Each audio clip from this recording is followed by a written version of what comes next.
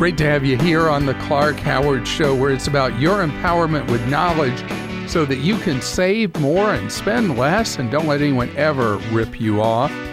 I want to welcome you to another episode of our continuing series of Back to Basics, where it's pretty clear there are topic areas where I would give myself a C or lower and how I explain them on the air based on my report card is when I'm out and about and somebody asks me a question about something who is a regular listener to either our broadcast or podcast, and I realize by the questions I haven't done as good or as thorough a job of explaining.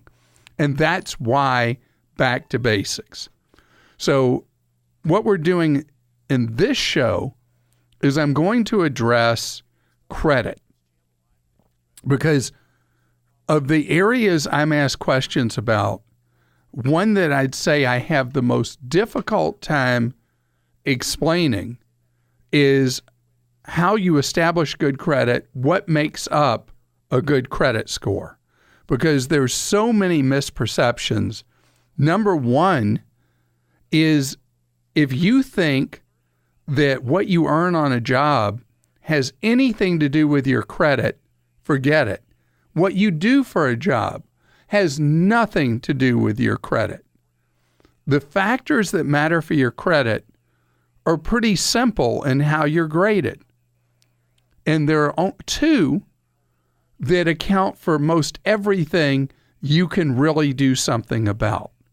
Number one, and this is with any scoring model, it skews in what I'm going to tell you, but I'm going to give you the exact percents that these things matter on the traditional, most recognized scoring model, and that's the FICO scoring model. Number one, accounting for 35% of what makes up your credit score, that is a number up to 850, is that you pay your bills on time each and every month. Or in reverse, if you don't pay your bills on time each and every month, you devastate that 35% of your score. So if you have a perfect payment history, you've never missed a payment, you've already got 35% of the way to a perfect credit score. Perfect.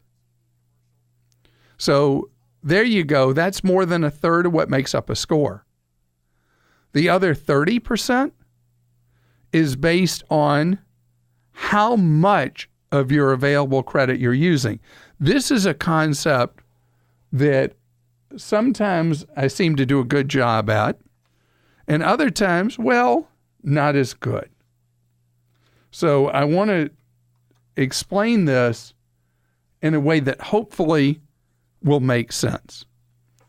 So one of the things that the people that do the scoring model believe is that the more credit you use of the credit that's available to you, the more likely you are to default. The less of the available credit you have for you, the less likely you are to default. So that is why you'll hear me talk about utilization. And what is utilization? Simply, it means for the credit you have, how much of it are you using? So by credit you have means if you have a Visa, you have a MasterCard, you have a Discover, you have American Express, or you have several Visas, or you have just one card, whatever. What your credit limit or limits add up to, that is your available credit. So let's just keep it simple and say you have total available credit of $10,000. If you are using 3,000 of that 10, you are considered to be neither good nor bad with the amount of credit you're using, and it's a neutral factor, if you will, on how you're graded as your risk of default. So 30 is the target, but also I would say that's the ceiling. It's very common that someone will have a utilization around 50%. And you'll think, oh, I'm fine.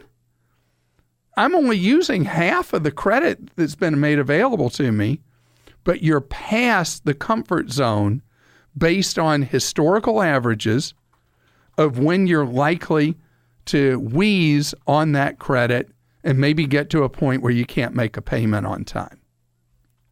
So 30% of your available credit is where you want to be. So in the example of $10,000 in credit, no more than $3,000 in use. And if you go above 50%, your credit score starts diving off a cliff. Because remember, just how you do that is 255 points of your 850 is how much of your available credit you're using. Now, as you go below 30%, the people that are golden, that have overall credit scores that are above 800, which is a very thin slice of people, they're using typically less than 10% of their available credit. And I want to explain something about use of available credit. If you're in the group of people that, there's so many stats on, but somewhere maybe 35, 40% of people pay their credit card bills in full every month. You may think your utilization is 0%. The scoring model grades you on what your balance was that you're being billed for on your closing date. You have a grace period to pay it free of any interest, but your score is calculated on what that balance was when the statement closed. So people who want to get their score higher, especially when they're applying for a mortgage, will track their account online and pay the bill before it posts. So if your closing date on your statement is the 5th, you would pay what the outstanding balance was, let's say, on the 1st, where they receive it on the 1st. And then there's no doubt that most of that balance that you were going to pay in full after you got the bill that closed out on the 5th, you've already paid, and it turbocharges your credit score. So those are the two big factors: always making payments on time and keeping the percent of your available credit you use very low. The other three factors are all minor. You get penalized when you apply for new credit, but it's a very small hit. And the length of your credit history accounts for 15% of your score, the third biggest factor besides utilization and paying on time. And so the more credit history you have you can be judged on, you get like bonus points for that. And then the only other factor is the mix of credit. So as an example, that harms me. I only have credit cards, no car loans, no home loans. I mean, I don't do car loans. And as for mortgages, I haven't had a mortgage in forever. So the only thing I can be graded on is credit cards. And because I don't have a complete mix, I will never be able to get to a perfect credit score. That's okay. As long as you take care of those first two big factors, your score, like mine, will be just fine. Oh, one other thing I should say is when I refer to credit score, it's a point I don't emphasize enough. There is no one credit score. There is no one credit scoring model. All you're getting, it's like taking your temperature. You know there's one number, 98.6. But with credit scores, it doesn't work where there's only one thermometer taking your temperature. There are many different thermometers, but the same score is the best score 850 is the equivalent to 98.6 with a thermometer. I'd like for you to set up credit monitoring and review of your score and your report for free with Credit Karma and Credit Sesame. You do these things, you're able to track it, they'll guide you how to improve your score, and just remember, first rule always, pay every bill every month on time. And now it's time for your questions about credit. Albert joins us now on the Clark Howard Show. Hello, Albert. Hey, Clark, how are you? Great, thank you, Albert. What's going on in your world? Well, I was listening to you talking about credit, and I know that you'd mentioned that available credit to use credit, if you can keep the ratio under 30%, that you're doing well. Under 10%, you're doing great. That is right. What I was wondering is, should I be pushing my credit card companies to continually increase my limit so that the denominator gets bigger and bigger? 100% yes.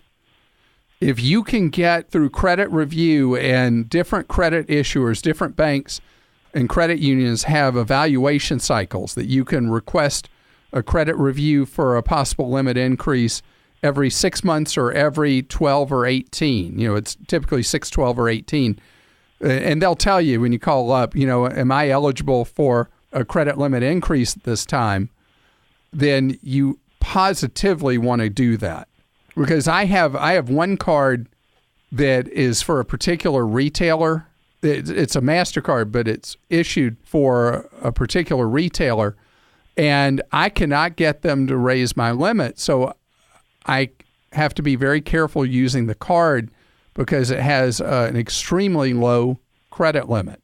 So in your case, if you can get limits raised, that will definitely be a help to your score. How many cards do you have right now, Albert? Well, I've got 5 cards. That's plenty. That's a good number. When I was in college, they were handing out free T-shirts, so I would, The T-shirts are gone, but you still have the credit. But I still have the credit. Would that in any way hurt me later on, once I've pushed that credit cards to give me the most available credit, if I want to apply for another mortgage? What a great question. A mortgage is the only time I ever hear from anyone that having available credit becomes a problem instead of a benefit. Occasionally, a mortgage underwriter will be worried that with the available credit you have, that you could get in over your head with a mortgage added in. But if you're showing a very low utilization rate on your credit, I would be surprised if that became an issue. Okay, great. Thank you. All right, and best to you. And what ratio are you at now? What percent available are you using? I'm under 30, but I'm not yet under 10, but I'm working on it. Well, but under 30, you've already got a great credit score, don't you? Yes. No, it's pretty good. So it'll just get better from here the lower your utilization goes. Will is with us on the Clark Howard Show. Hello, Will. Hi, Clark. It's a pleasure to talk to you. Well, great to have you here, Will. You have a suggestion about something that I'm not really thrilled when people have them, but you've come up with a way to make them thrilling? Yes. I have friends who do a lot of electronics work, and every once in a while they run into a supplier that has a weird-looking or an odd-looking or a questionable website, and they have decided that the simplest way to be safe in ordering parts from that is to go out and get a Visa gift card. That way it's anonymous. They can use that. It's not tied to their bank. It's not tied to their financial situation at all, and they can just use that card. The only drawback is they have to know a little bit ahead of time as to approximately how much the item is going to cost them.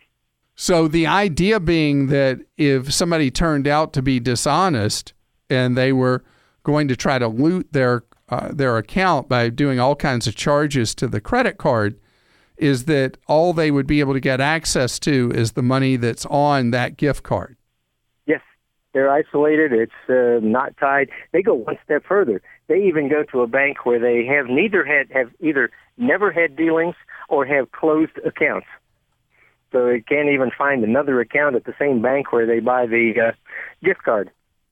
Now, the only downside to this, I will tell you there is one downside, and that is that if you buy something with a credit card and it's not delivered to you, you have the right to dispute the charge, and you generally, not always going to win, but you're usually going to avoid the loss on that item. If you use a gift card, gift cards don't have that protection under law. It's considered to be almost like an alternative form of cash. Mm-hmm. I had heard you say that. I had forgotten that. So that one part of you would lose whatever money the dishonest seller absconds with from the card, but there wouldn't be any other money at risk. That's probably, in most cases, an acceptable risk. Yeah, and that's the thing. You know, when we're doing business with strangers sight unseen, it's all about gauging the proper mix of risk that we're willing to take on. Mm-hmm. And there's a website that I buy from time to time that is it's not the best in customer service. And so I make sure I never buy expensive items there because I know I'm going to get burned from time to time, even though they have great deals.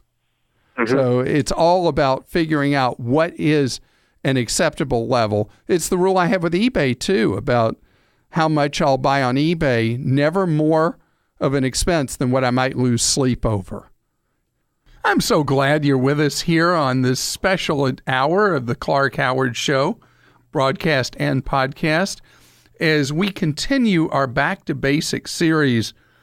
And the idea of this is to dig into a topic that we talk about from time to time, both in what I say at the top or bottom of a broadcast or podcast, and in the questions I get that I respond to. If you're just tuning in, prior I was talking about how the whole cycle of credit works, how you develop a credit score, how you improve a credit score, what are the things that will devastate your credit score. And so now I want to do a payoff for you because, as I said, the key variable for most people with credit is how you're doing with credit cards. Now, other things figure in, but, you know, paying every month on time and using a low percent of your available credit is key. So now comes the question, as Capital One would say, what's in your wallet? How do you decide what card to carry? So you have to start with the decision tree. Decision number 1. Are you paying balances in full each and every month? Or do you run balances on cards each and every month? A lot of times, if you're running balances, you intended to not do that, but life happens and you're running balances on cards. That's why, in an unusual part of human behavior, when I ask somebody who's wheezing on credit card debt, how much they owe on credit cards and what their interest rates are, overwhelmingly, people can't answer either of those questions for me, or they can answer one, not the other. Because remember, the psychological thing was you never intended to run a balance on credit cards, to be in debt on credit cards. So when you think back to basics, if you are running a balance, your job is to make sure you have the best interest rate you can possibly have on that balance, with the ultimate goal, wiping out that balance. But remember, most people don't know what interest rate they're paying, even though it's right on the statement you get every month. And the average interest rate is high teens, somewhere around 17, 18%. Nobody ever got rich paying Visa or MasterCard 17% interest. Not going to happen. So you want to reduce the interest rate hit because that is the key variable that affects how you're going to do with getting rid of that debt. Because every dollar you pay when you're running a high interest rate, You got way too much of that dollar going to interest and not to paying down the balance. So I love credit unions. And if you're running a balance on a high interest rate credit card, almost always the best place to turn to lower that rate is a credit union. Credit unions are owned by, and they're there for their members.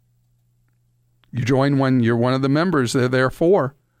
And so credit unions often offer interest rates that are about a third lower than what the typical bank charges. But sometimes if your credit score is good, but you're running a balance, you'll be able to get an interest rate from a credit union on a credit card that will be below 10%. And that's the target to shoot for.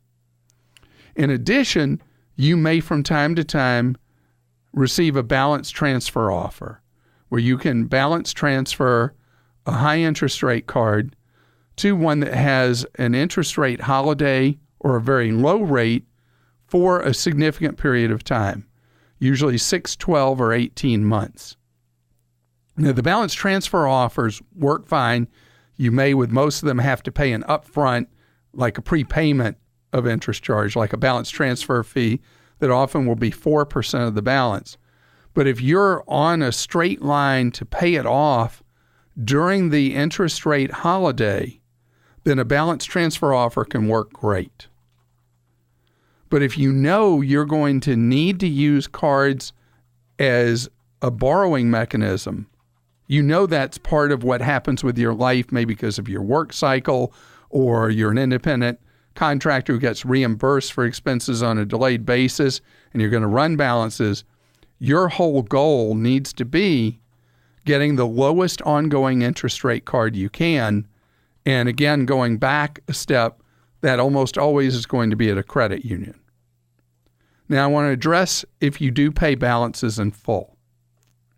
There was a really great story in the Wall Street Journal recently about how most people who have an airline card from American, United, or Delta are throwing their money away having a credit card from one of those three. And the reason is, as I've talked about with you before, is that unless you are a high charge volume person who flies that airline at least once every 4 to 6 weeks, you will not earn enough points to make it worth having that card. And the volume of charge you're looking for is north of $5,000 a month, plus the travel of once every 4 to 6 weeks on that airline. If you can't meet those two criteria, then the annual fee for one of the airline cards from American, United, and Delta will not pay off for you. Now, there is a wild card in there with those three. And that is, if you're someone who checks bags routinely and you travel 3 or more times a year, you may break even or a little better having the airline tie-in credit card that waives a baggage fee, typically for the first bag you would check on one of the big 3 full-fare airlines. Well, I call them big 3. There's only 3 full-fare airlines on those 3. Otherwise, the airline cards don't make sense. So what does make sense if you love travel, but you don't meet those criteria I laid out, for you to look at one of the travel cards that you earn points that can be used to buy a ticket on any airline. And these have become increasingly popular where you're a free agent. Or look at the cards for JetBlue or Southwest, because with those cards, the annual fees are lower and the ability to earn rewards better. And Southwest card, by people that are really into this, is generally the one that has the highest ratings because of the ease of earning free travel on the Southwest Airlines Visa. But my preference still for most everybody except the ultra frequent flyer, ultra high charger, is for you to get, if you're into the travel thing, get one of these free agent kind of cards that are issued by multiple issuers where you earn points like Chase and Capital One are really big into the mileage cards that you earn on any airline. And Barclays has been a more recent entry into that. But for most people who pay their balance in full and don't run big balances, and particularly if travel's not a high priority for you, a straight cashback card is best. My two favorite have not changed over the last few years. That's the Citi Double Cash Card that effectively pays you 2% cash back, and the Fidelity Investments 2% cash back card, where the money goes into an investment account, a college savings account, or a Roth IRA. Those two cards, no games, no gimmicks, just 2% cash back. That is a very high effective earning rate. And for most people will beat the cards that say, oh, well, this quarter, we're going to give you this much on groceries. And next quarter, we're going to give you this much on going to overpriced drugstores. And this next quarter, we're going to give you this big reward on your cell phone bill if you pay it with the card. For most people, our lives are too busy for that kind of thing. And a simple, straight cashback reward is absolutely king of the jungle, is what I recommend, because it is a jungle of all these cards and trying to figure out what's best. And your life changes. The patterns change in your life. The card that was best 2 years ago may be an also ran now, not because the card necessarily changed its rewards, but your life changed. Your circumstances changed. And the card you should carry, it's like the thing when people break up with somebody. They say, it's not you, it's me, it's about me. I want you to think that way about the card. Don't have a psychological connection to a card. This is money we're talking about. And you go to the one that's best. But remember, burn your points before you can a card, because otherwise you'll forfeit your points when you can that card. And now it's time for more of your questions about credit. Brenna is with us on the Clark Howard Show. Brenna, you're in grad school. What are you studying? Hi, I'm studying pharmacology. So what does that mean? You'll be a pharmacist, or is it something beyond that? No, it's a PhD, and I'm getting a joint degree in an MD program as well, so I'll be a doctor. Wow. So you're a brainiac, basically. Well, maybe. So that is relevant to your question, which is you're trying to figure out how to establish credit. Is that right? Right. So I have one credit card, and I don't have any student loans. So I have one credit card that I got 2 years ago through my bank, and it is a college card, and that's the only thing that I have basically right now getting me credit. So you need to get another card. Yes, and I need to figure out what kind of card to get. Well, just another major credit card. Are you getting solicitations in the mail with credit card offers? No, I'm not. And I think that is because my credit history is still apparently not sufficient. Well, I want you to figure that out by going to a website called Credit Karma. Right. I've been there, yes. And what kind of score did that indicate you had? It doesn't have any history showing up for me yet. No. Yeah. And you got this college card from a traditional bank? I did, yes. That is weird that they're not reporting. Yeah, I don't know how, I just don't know how long it takes before I get a score. Should be almost, is it even showing up as an open credit line on Credit Karma? It just says it can't find information about me when I try. Ooh, that's not good. All right. I'd like you to go to a website called annualcreditreport.com. Okay. And there for free, you'll be able, in this case, I want you to pull all 3 of your credit files. Okay. And see if that account is reporting on any of them. Okay. If it's not, you're going to have to get another credit card, maybe as a grad student, not as automatic, but as a student card as well. Hopefully that one will report. That is the weirdest thing, that first card is not reporting. That's very odd. Jamie joins us on the Clark Howard Show. Hi, Jamie. Hi, Clark. It's an honor to speak with you today. Well, great to have you here. You have a question about your business.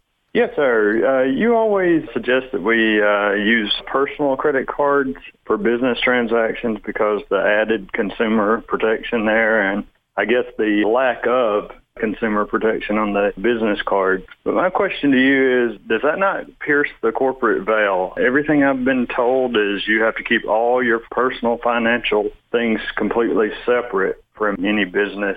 That is a fantastic question.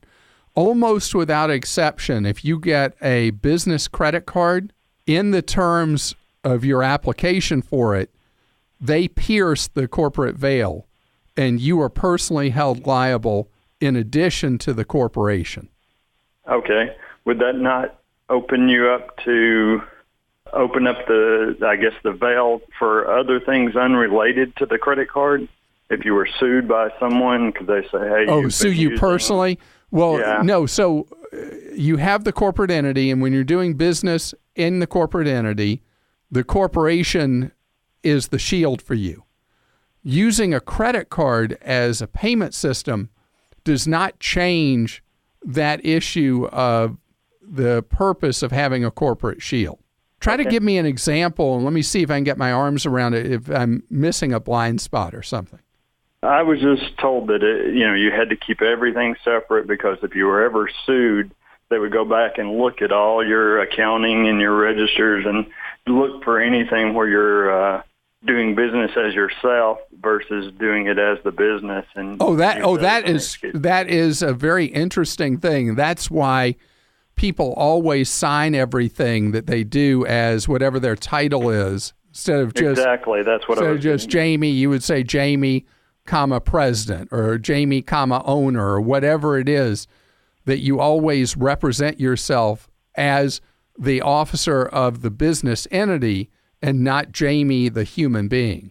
Correct. And I know of no reason why having a credit card, as long as all you ever put on it are business expenses and the bill is always paid by the business, that would not in any way pierce that corporate veil for how you do business otherwise. Okay, great. Thank you for the information. So, and by the way, there are people who say that I'm way too extreme on this. And I had a caller recently who said, well, his credit card issuer offers the same protections in writing for a business card as they do for a consumer card. And if one does, that's fine. But you want to know a little trick? You got to hear this. Sure. If you have a personal card, the interest rate cannot be raised on an existing balance except in rare circumstances like you defaulting.